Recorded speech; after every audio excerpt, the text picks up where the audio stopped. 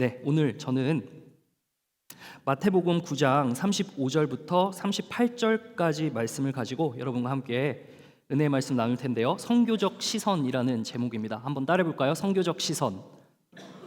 네, 우리가 이 시선을 회복해야 돼요. 어떤 시선이냐? 우리가 알아차릴 만한 무언가가 보일 때면 우리가 늘 그것을 보고 그것에 길들여질 때 그것을 향하여서 길이 생기게 되죠. 우리는 그것을 시선의 다른 말로 눈길이라고 할 수 있을 것 같아요. 눈길은 우리가 길을 만드는 거죠. 말 그대로 우리의 눈이 어디로 향하느냐가 결국 우리의 관심사라는 것이죠. 눈길이 많이 가는 것일수록에 우리가 원하는 어떤 마음이 그곳으로 빠지게 되거나 혹은 그곳으로 흠뻑 적셔지게 되는 것이죠. 결국 그것이 나를 만들고 나의 문화권을 만들고 내가 살아가는 생활 반경에서의 손이 뻗치고 발이 가는 그러한 이 길이 생기게 되는 겁니다. 그것은 무엇으로부터 시작됩니까? 시선으로부터 시작됩니다. 여러분, 예수님께서는 30년 동안에 사람들과 함께 사시면서 30세쯤 돼서 3년 동안 시선을 집중하셔서 사역을 하기 시작하셨습니다. 그 사역의 내용이 너무나도 많아요. 엄청 바빠요. 사역이 막 쉴 틈 없이 돌아갑니다. 우리가 마태복음 9장을 읽었는데 5장에 예수님께서 가르치시고 나서 어떤 일들을 하시기 시작하냐면 고치기 시작합니다. 어떤 사람들을 고쳐요? 병약한 사람들을 고치기 시작합니다. 나병 환자를 고치고요, 중풍병자를 고치고 말을 못하는 사람을 고치고요, 그리고 피를 흘리는 자매를 고치고요, 또 여러 가지 병들을 고치기 시작합니다. 많은 사역이 있었어요. 예수님께서는 이 사람의 삶에 개입하시기를 원하셨는데 그 시작이 바로 예수님의 선교적 시선에서부터 시작되었다는 사실입니다. 우리 여기서 어떠한 시선을 가지고 또 어떠한 눈길을 주며 살아가는지를 우리가 보게 된다면 너무나도 정신이 없는 이 하루하루를 살아간다고 해도 과언이 아닌 이 뉴욕 땅 한복판 가운데 여러분들이 살고 있습니다. 사실상 한국에서 저에게 많은 연락이 옵니다. 박 목사 또는 형, 어디에 있어? 어디 안 가? 뭐 유학 간다며? 이러면서 이제 이런 말들이 많이 와요. 왜냐하면 제가 포스팅을 계속 올리거든요. 우리 청년부와 함께하는 이 사진들을 이제 올려요. 그들이 이제 눈길이 어디로 갑니까? 사역하는 곳으로 눈길이 오는 거예요. 저도 이제 제 눈길이 사역하는 이 온전한 이 공간 가운데 있어요. 뉴욕 하면은 되게 사람들이 매력적으로 생각합니다. 한국에서는 단연 뉴욕 하면은 내가 여기에 있는 것만으로도 굉장히 부러움을 사는 어떠한 하나의 도구가 됩니다. 뉴욕에 있다. 이곳에 있으면 한 가지 특징이 무엇이냐? 제가 맨하탄을 많이 나가보진 않았는데요. 맨하탄에 나가면은 빌딩 숲속을, 진짜 그 노래 가사가 막 떠올라요. 빌딩 숲속을 아시죠? 몰라요? 조용필 아세요? 세대가 다르나? 그래도 조용필 다 아시잖아요. 빌딩 숲속을 이러면서 이게 진짜 이게 찐으로다가 제 눈앞에 구현이 되는 이 레프레젠테이션이 딱 오잖아요. 그래서 이 시선을 사로잡는 이 하나가 이제 그들에게 말할 거리가 된다는 거죠.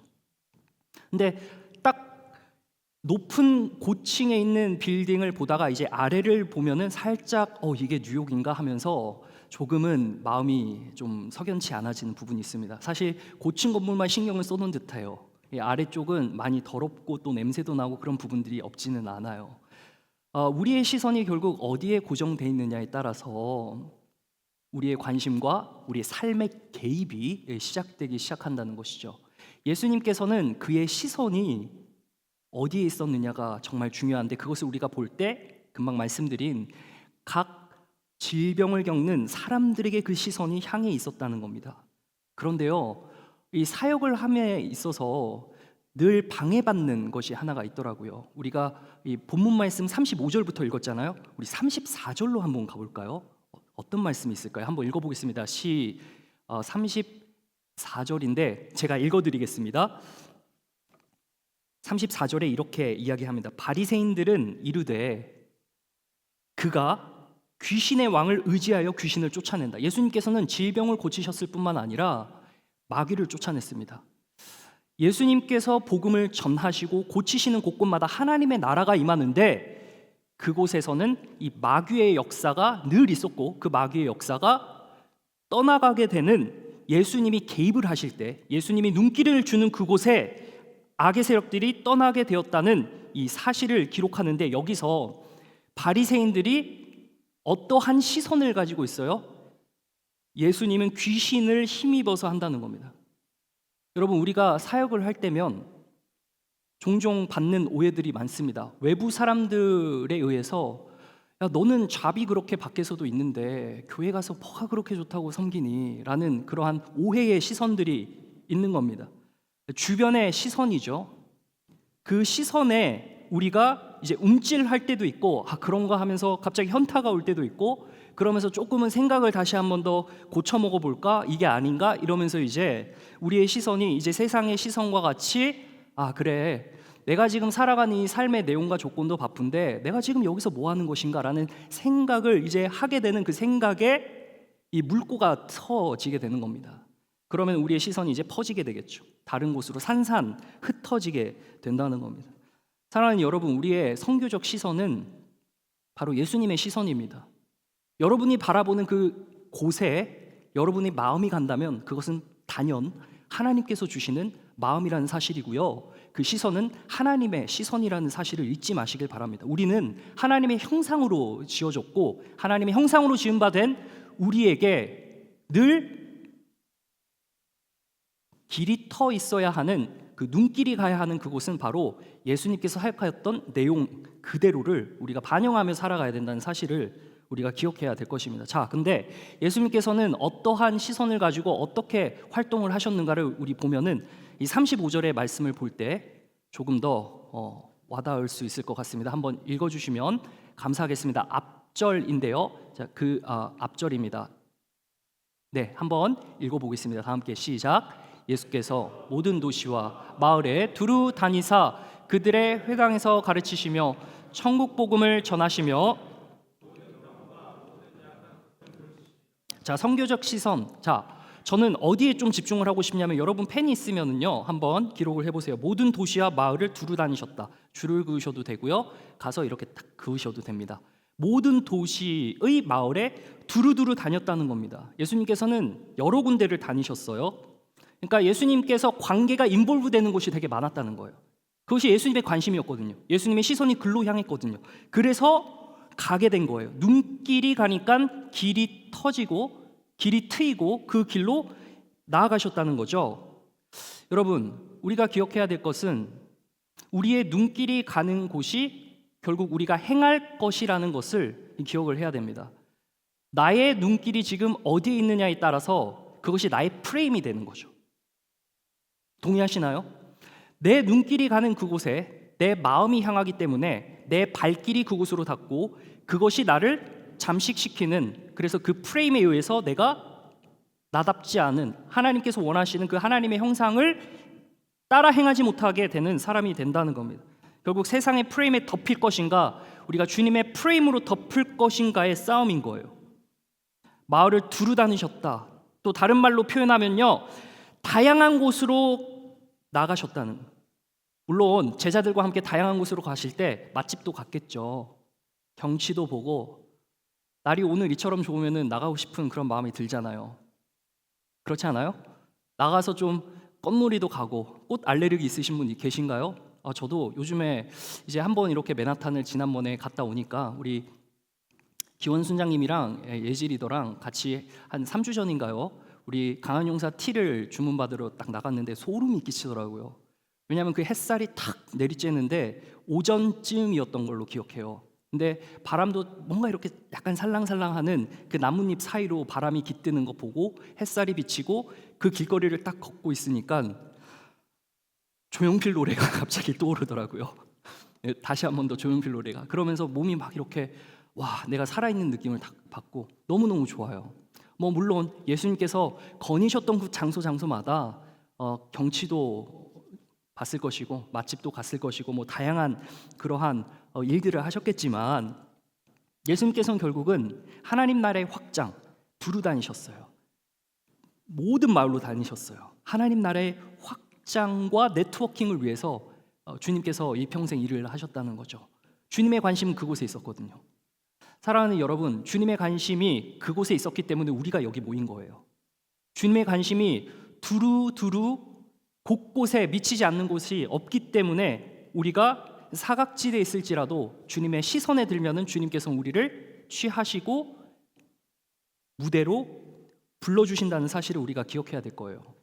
따라서 예수님의 시선이 우리의 시선이 되기를 원하는데, 우리의 시선도 이 선교를 나아가는 이제 앞으로의 이 30일 여정 동안에 여러분들이 기도해 주셔야 될 게, 우리의 시선이 이 캥싱턴 거리에 머물고 그곳에서 비록 3박 4일이라는 짧은 시간을 보내고 오지만 우리의 시선을, 눈길을 내는 훈련을 여기서 하는 겁니다.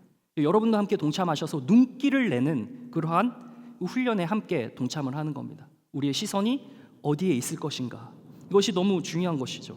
자, 우리가 말씀을 계속 보면은요, 예수께서 모든 도시와 마을을 두루 다니사 어디서 가르치셨어요? 회당에서 가르치셨습니다. 익숙한 공간이요. 많은 사람들에게는 익숙한 공간입니다. 회당, 대화로 다니는 곳이거든요. 오늘날로 말할 것 같으면 한 카페 정도가 될 것 같아요. 물론 회당이라는 곳이 사람들이 모여서 토론을 하고 이제 이 말씀, 율법을 가르치는 곳이긴 한데요, 그곳에서는 또 자유롭게 사람들이 모여서 썰 풀고 그러는 가벼운 장소로도 사용이 됐습니다. 그러니까 오늘날 교회 순모임 정도가 되겠죠. 나가서 이제 카페 가고 순모임 그 장소에 가가지고 순을 함께 순모임을 하고 그런 곳이 될 거예요. 무엇에 대해서 가르치셨습니까? 가르치신 게 있죠. 무엇을 가르치셨을까요?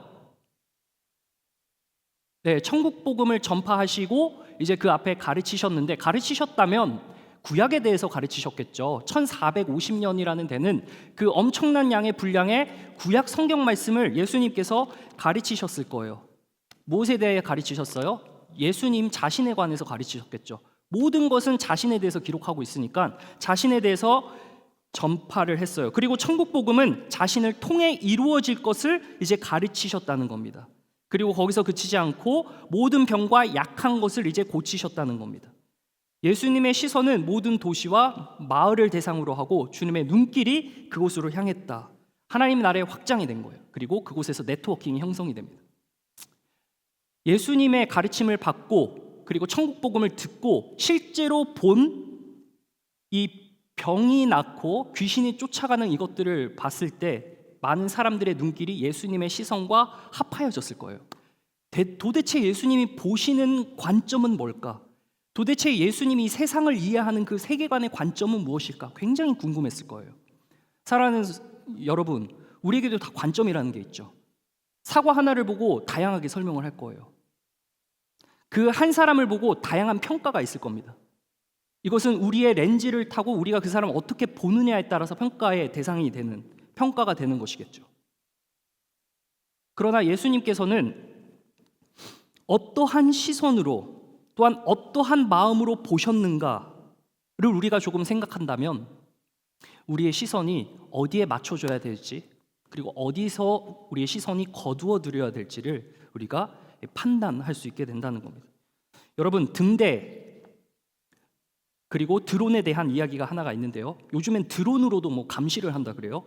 감시소, 그러니까 등대의 역할을 대신하는 게 이제 드론이라고 하는데, 참 이거 보면서 신기했어요. 등대는 매일 정해진 시간에 불이 켜지잖아요, 그죠? 등대 보신 사람들 있죠? 보신 분들 있죠? 가면은 등대가 저기 멀리서 빛을 비추는데 그 빛의 반경이 정해져 있어요, 그죠? 빛의 반경이 정해져 있어서 오직 항구 주변에서만 보입니다. 자, 그런데 어떤 한 젊은이가 이 드론을 가지고 감시소에서 수십 번을 하루에도 이 드론을 막 날리는 거예요. 그래서 바다 끝, 낯선 섬, 인적이 없는 해변까지 실시간으로 정보를 막 보낸다고 합니다. 그래서 어느 날 등대지기가 이 젊은이한테 찾아와가지고 말합니다. 야, 너무 멀리 가지 마, 위험하다. 근데 그 청년이 이렇게 말해요. 할아버지, 그 등대 감시하는 분한테 말하는 거, 할아버지, 이제 빛이 머무는 것보다 빛을 가지고 가는 사람이 더 중요한 시대예요. 딱 지금 우리 시대의 말이죠. 옛날 시대는 고정된 공간에서 고정된 빛의 양만 비출 수 있었어요. 그러니까 발길이 좁은 거죠. 멀리 가지 않아요. 안전한 장소의 테리토리에서 결코 벗어나지 않는 것이 이 예전이었다면 지금 이 시대는 드론을 통해서 보여주는 것은 어디에나 갈 수 있는 거죠. 누구랑도 연결될 수 있는 그런 커넥션이 형성된 이 시대에 저는 등대가 아니라 이동하는 빛이 되겠습니다. 결국 그 빛으로 내가 길을 내기 위해서, 그리고 내 시선으로, 주님의 시선으로 그 길을 내기 위해서 나아가겠습니다라고 이야기를 하는 겁니다. 여러분, 로마서 10장 14절에 보면은 이런 말씀이 나오는데 오늘 말씀 흐름을 굉장히 잘 대변해주고 있습니다. 한번 다 함께 읽어보겠습니다. 시작.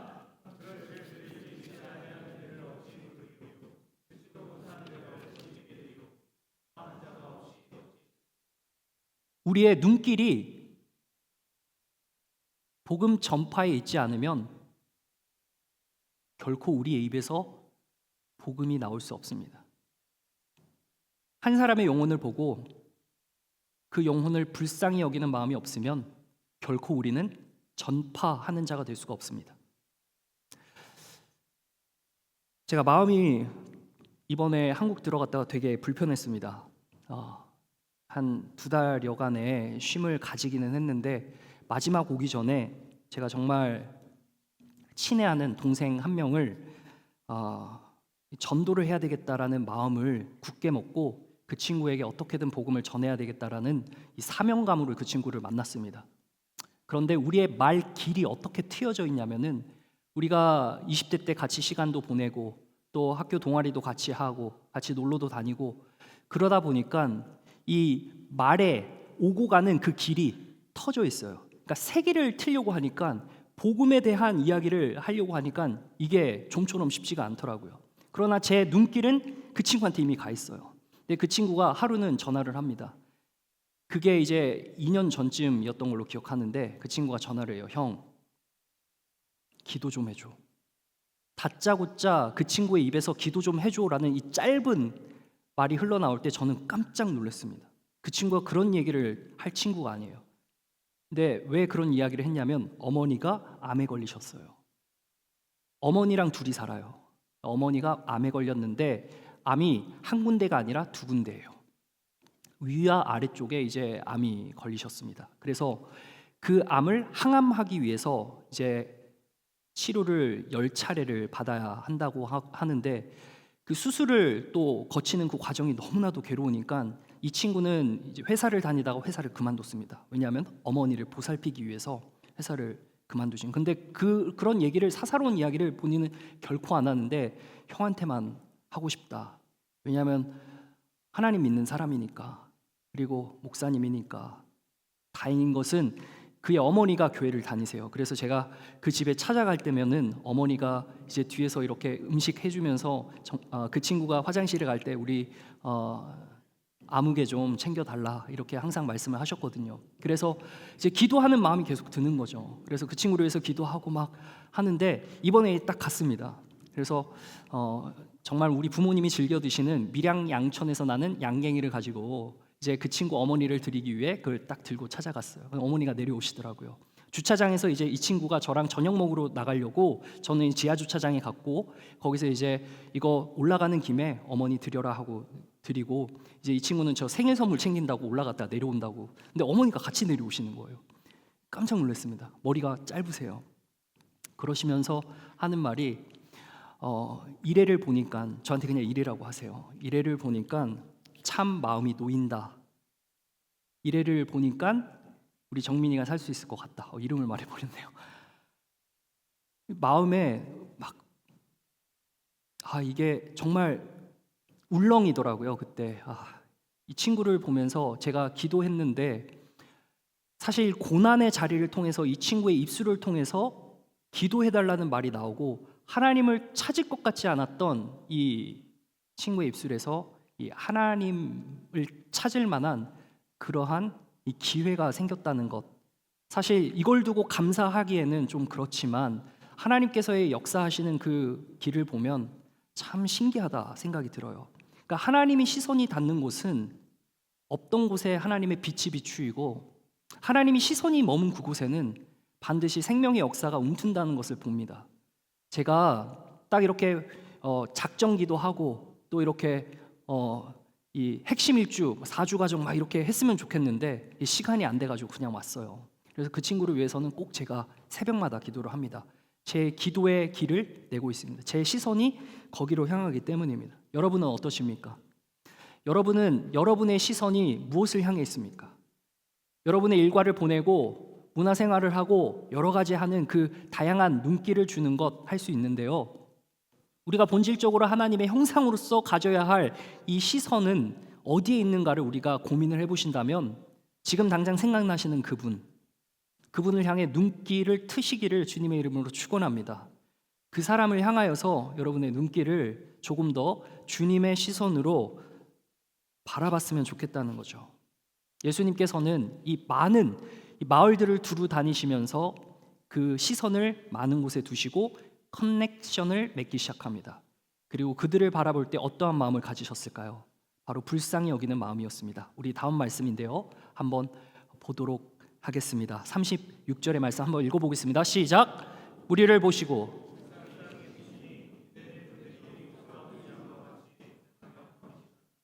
네, 여러분 이 불쌍히 여기다라는 말을 들으면 어떻습니까? 친구끼리 야 너 불쌍해라고 하면은 어떤 감정이 들어요? 좋아요? 저는 안 좋을 것 같아요. 불쌍해 보인다 이러면 어때요? 뚝배기 때려야죠. 기분이 좋지가 않아요. 불쌍히 여기는. 근데 이 마음으로 느끼는 이 불쌍히 여기다는 말은요, 이게 이해가 될지는 모르겠습니다. 여러분 배가 정말 고플 때 어떤가요? 배에서 이제 꼬르륵 소리가 나는데 배가 너무 고프면은 정말 창자가 꼬이는 듯한 느낌이 들잖아요. 그래서 이 배가 뒤틀리는 약간 그러한 고통인데, 사람을 보면서 느끼는 이 감정으로 봤을 때 배가 뒤틀리는 듯한 그런 아픔을 가지고 그 사람을 바라보는 겁니다. 여러분 이런 친구가 있다면 정말 평생 해야 될 친구겠죠. 그러나 사실 불쌍히 여기는 마음을 한 사람이 타자인 나랑 피가 섞이지 않는 그냥 대화만 오고 가는 그런 친구에게 이 불쌍한 마음을 전달하기란 사실 쉽지가 않습니다. 무엇보다 그 불쌍한 마음이 드는 것 자체가 쉽지가 않은 겁니다. 내가 저 친구가 불쌍하다 생각해서 불쌍한 마음이 드는 게 아니죠. 어떤 그 친구의 형편과 사정을 봤을 때 객관적인 조건에 따라서 불쌍하다라고 여겨질 수는 있지만, 주님께서 보시는 시선은 그 영혼 안에 하나님의 빛이 없기 때문에, 예수님의 생명이 없기 때문에 불쌍한 마음이 드는 겁니다. 따라서 이 마음은 주님께서 우리에게 부어주셔야 가질 수 있는 마음이라는 겁니다. 여러분, 우리 마음 가운데 혹여나 누군가를 향해 복음을 정말 전해서 저 사람을 예수님의 생명으로 인도하고 싶다라고 생각이 드시는 분이 있다면 그 사람은 정말 복된 사람일 거예요. 왜냐? 그 사람의 마음에 하나님이 그 은혜를 부어주셨기 때문에 그래요. 사랑하는 우리 청년 여러분, 우리의 눈길이 회복되는 것은 결국 우리 마음에 부어주시는 예수님의 은혜가 먼저 있어야지만 그 길이 트여지기 시작하는 겁니다. 따라서 이를 위해서는 우리가 주님께 기도하고, 또 주님께서 나를 먼저 긍휼히 여기셨기 때문에 주님께서 여기신 그 긍휼히 여기심으로 말미암아 내가 그 사람 또는 그 누군가를 향한 긍휼히 여김을 할 수 있는 시선이 회복된다는 것입니다. 예수님께서는 30년 동안 아무 사역하지 않고 보면서 사람들의 상황들을 꿰뚫어 보기 시작합니다. 그리고 공생애가 이제 예수님께서 하나님의 뜻을 이루시기 위한 마지막 3년의 기간을 보내실 때, 정말 바쁜 몸으로 사역하실 때 그가 그동안 두었던 그 시선의 길들을 따라서 커넥션을 맺고 확장하고 그들을 향한 불쌍한 마음으로 섬기기 시작했다는 겁니다. 여러분, 당장에는 우리에게 이런 마음이 없을 수 있습니다. 그러나 우리 가운데 이 눈길을 내는, 그래서 저 청년 한 명을, 저 친구 한 명을 비록 짧은 3박 4일이지만 필라델피아 가서 전하는 그 선물이나 아니면 우리의 메시지나 그곳에서 행하는 음식 나눔이나 등등의 것을 통해서 누군가 한 명은 구제될 수 있고 예수님 앞으로 돌아올 수 있는 은혜가 있다는 사실을 믿으시기를 주님의 이름으로 축원합니다. 하나님의 긍휼한 마음이 각 사람에게 전달되는 겁니다. 하나님의 나라가 확장되는 것은 바로 긍휼히 여기는 마음을 통하여서 흘러간다는 겁니다. 여러분, 세상의 시선은 어떨까요? 우리 이 세상의 시선 너무 무섭죠. 저도 남이 나를 어떻게 평가할 거에 대한 두려움이 있습니다. 여기서 저는 자유하지 못합니다. 솔직히 고백하면. 잘 보이고 싶습니다. 그래서 꿈입니다. 사람들의 평가가 조금 좋았으면 좋겠습니다. 사람들의 시선이 나를 향한 그 시선이 고깝지 않기를 원합니다. 그래서 칭찬만을 듣기를 원하는 게 어쩌면 저의 연약함이라면 연약함일 수도 있습니다. 안 좋은 평가를 도저히 듣지 못합니다. 참지 못합니다. 그래서 이불킥을 많이 합니다. 혼자서 막 소리 질러요. 와, 막 이러면서 갑자기 그게 생각이 나면. 그런 적 있죠, 한 번씩. 저만 그런가요? 그런 식 다 한 번씩 있을 겁니다. 여러분, 당시 세상의 시선이 어땠을까요? 회당에서 여자들이랑 말을 섞지 않았어요. 그렇지만 예수님의 시선은 어땠습니까? 사마리아 여인과 대화를 했습니다. 문둥병자는 격리되는 것입니다. 문둥병자는 하등 비천한 사람입니다. 그러나 예수님은 만지셨습니다. 이방인을 멸시했습니다. 사마리아 사람들을 개취급했습니다. 그때 당시의 시선이 그랬습니다. 여러분, 오늘날도 동일한 비슷한 유의 시선들이 있죠. 이제 키재기하고 이 사람의 학력을 보고 이 사람의 능력이 어떤가를 보고 평가하는 잣대가 어느 정도 우리 안에 전부 다 스며들어와 있습니다. 이게 우리의 연약함이겠죠. 그러나 그것이 이제 구현되기 시작하면은 편가르기 시작하고 쟤는 저래, 쟤는 우리와 어울리지 않아 라고 선을 긋기 시작하는 것. 여러분, 예수님께서는 모든 사람을 향하여서 눈길을 내고 그 사람의 삶에 개입하셨다는 겁니다. 예수님의 눈길이 우리에게 있다면요, 회복이 된다면은 주님께서 주시는 그 마음이 있고 우리는 경계를 넘어 내가 불편한 사람에게까지 나아갈 수 있다는 것을 오늘 말씀을 통해 보여줍니다. 저도 불편한 사람이 있죠. 마음이 부대끼는 사람, 뭔가 결이 안 맞을 때 되게 불편해요. 여러분, 그 가만히만 있어도 숨 막히는 사람 있죠. 그거는 그 사람이 숨 막혀서가 아니라 맞지 않아서 그래요. 그래서 그 자리를 빨리 벗어나고 싶을 때가 있습니다. 근데 저는 그때가 되면은 이건 내게 도전이다. 이건 내가 성장할 수 있는 기회다. 이것은 내가 눈길을 한 군데도 줄 수 있고 그 사람에게 내 마음을 전달할 수 있는 무언가가 될 수 있는 어떠한 정말 귀중한 기회다라고 생각을 금세 바꾸곤 합니다. 그게 정말 필요한 거죠. 누가복음 18장 11절에 보면 종교 지도자들의 이 시선이 고깝지가 않았습니다. 한번 읽어주시면 감사하겠습니다. 시작.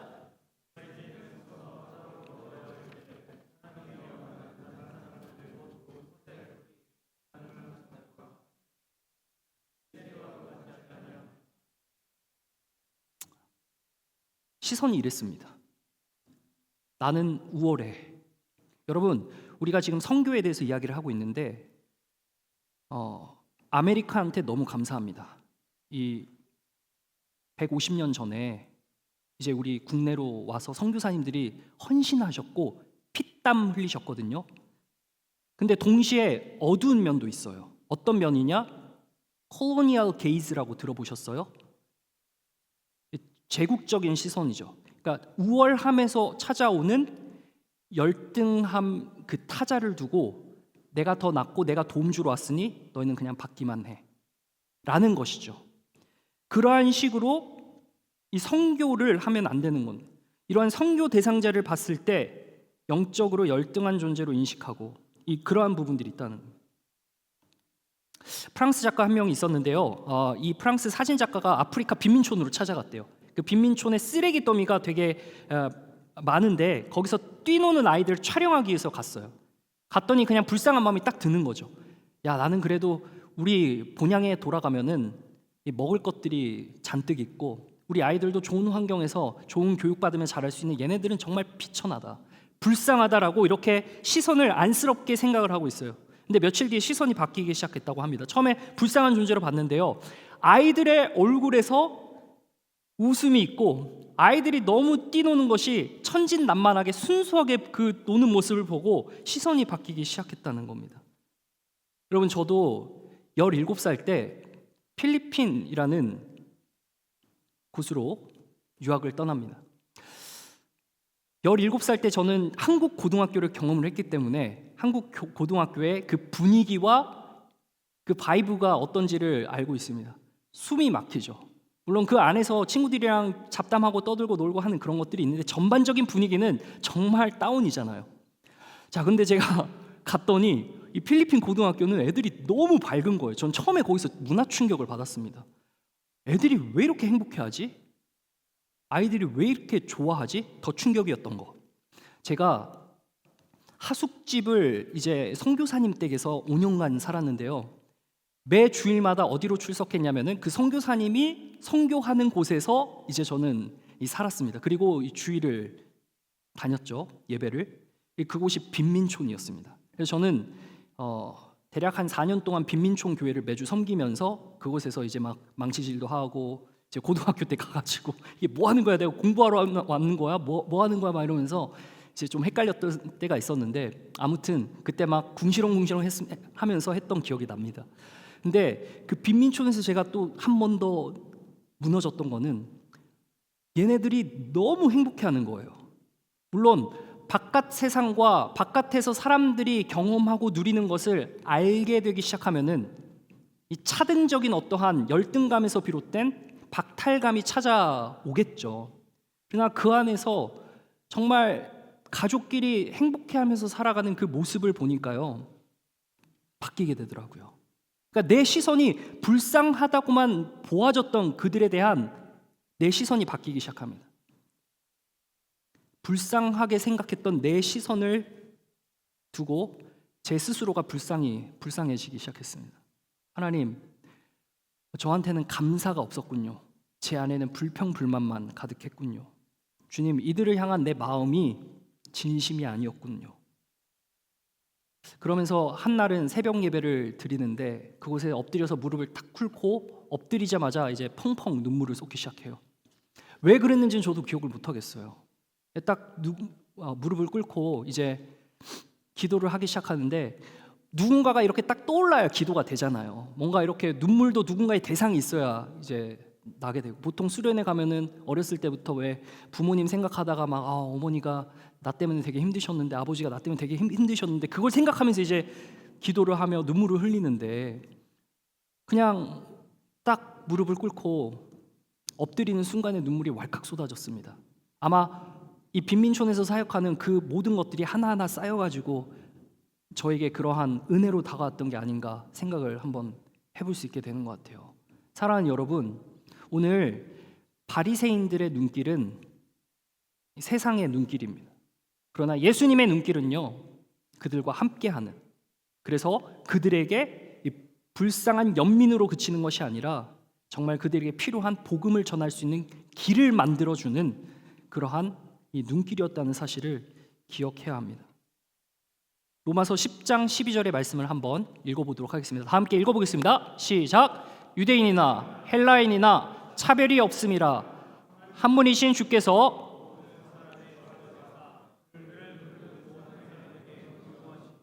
아멘. 모든 사람에게 부요하시는 하나님, 모든 사람의 마음을 채우시는 하나님, 모든 사람을 차별하지 않으시고 대하시는 하나님. 우리는 차별하는 존재입니다. 인정하고 넘어가야 돼요. 그렇지만 그럼에도 주님의 시선이 우리에게 계속해서 임하기를, 그 시선이 회복되기를 구해야 합니다. 그 마음이 우리에게 임하기를 구해야 합니다. 그럴 때 길이 납니다. 그 사람을 향한 마음이 생깁니다. 그리고 그 사람을 향한 주님의 복음을 전할 만한 용기도 생기죠. 근데 문제는 이러한 마음을 가진 사람이 많이 없어요. 진짜 없습니다. 다음 말씀 한번 보고 마칠게요. 다 함께 읽어보겠습니다. 시작. 이에 제자들이 하나님의 일을 감당한 일꾼이 필요합니다. 근데 대부분은요, 은혜 없이 메마른 상태에서 일을 할 때가 많은 것 같아요. 하나님의 은혜가 부어져야 채워져야 흘러가잖아요. 넘쳐서 흘러가잖아요. 그게 지극히 정상이잖아요. 세상의 이치잖아요. 넘쳐야 흐르는 것. 비어 있는 데서 어떻게 흘러갈 수 있습니까? 답은 하나입니다. 여러분, 우리에게 마음 주시기를 위해서 기도해야 합니다.